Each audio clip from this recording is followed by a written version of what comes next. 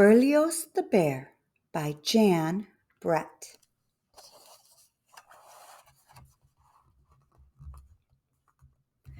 Zoom, zoom, buzz. Zoom, zoom, buzz. Berlioz had been practicing for weeks, and now, just when the orchestra was going to play in the village square for a gala ball, a strange buzz was coming from his double bass. "Why now?" Berlioz said to himself.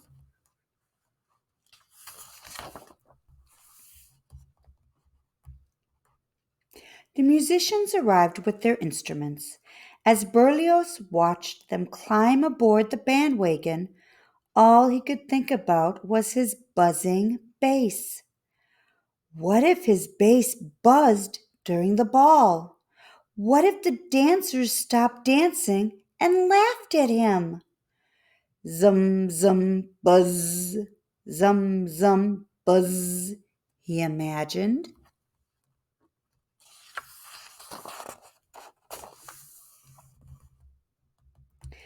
Berlioz picked up the reins and clucked to the mule. Off they went down the road. He was so worried that he didn't see a hole in the road ahead. Suddenly the wagon lurched to a stop. The front wheel was stuck in the hole. The mule took one look back, sat down, and yawned.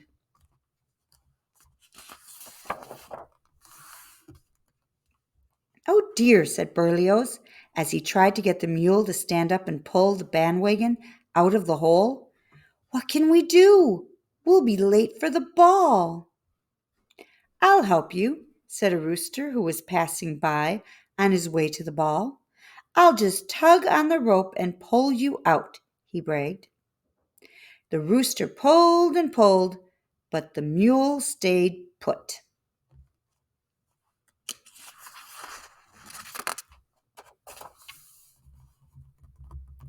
A tabby who had been watching from the top of a fence spoke up smugly.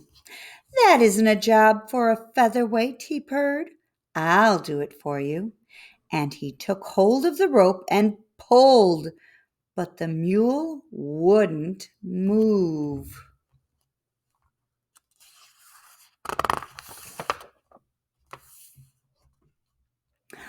"Oh my," said Berlioz.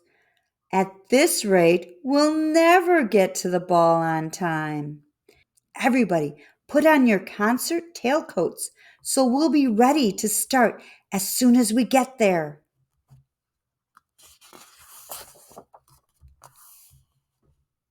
Just then, a schnauzer came trouting over the hill. He took one look at the cat and sniffed.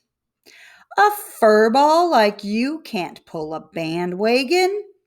Here, let me have that rope." He panted and he pulled, but the wagon stayed in the hole.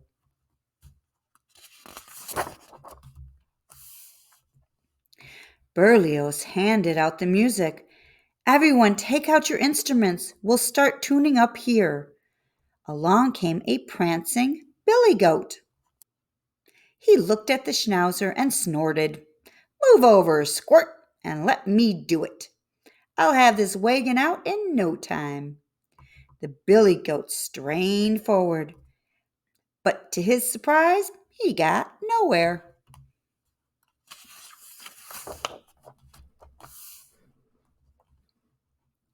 Berlioz checked his pocket watch. There wasn't much time left. He was about to give up when he heard a new voice.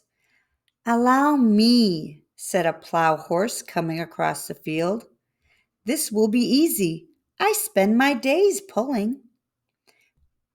But even the plow horse couldn't move the mule.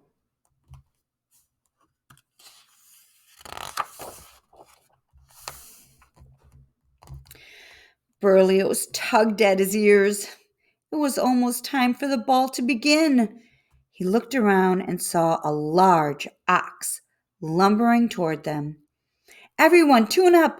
Here comes someone who can pull us out." "You're saved," roared the ox. This poor plow horse means well, but only I am strong enough to pull the bandwagon full of musicians."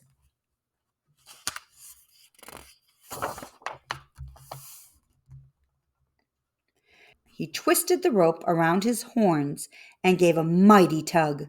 The animals held their breaths, but the mule wouldn't budge. The clock on the tower started to chime 8 o'clock. "Oh no!" Berlioz shouted. In desperation, he pulled his bow across the strings, and to his dismay, he heard zum, zum, buzz, buzz. All the musicians turned to look at the buzzing double bass.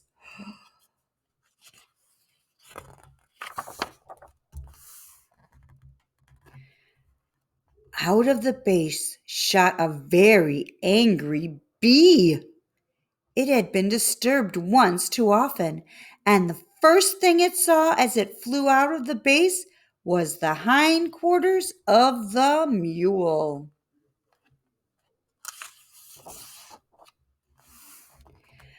Buzz!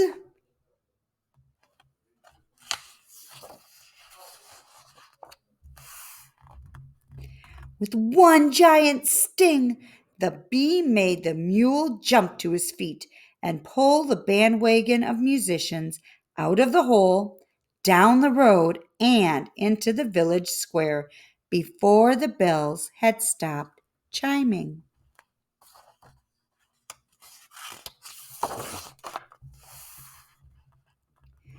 The audience roared. "What an entrance!" they cried, and the orchestra, already dressed and tuned, began to play. Zum, zum, zum, zum, zum, zum. It was hard to say who had more fun at the ball, the musicians or the dancers. Berlioz had never played better.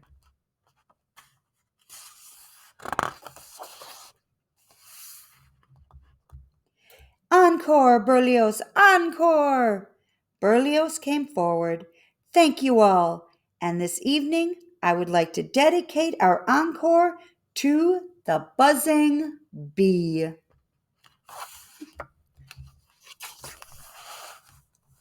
The end.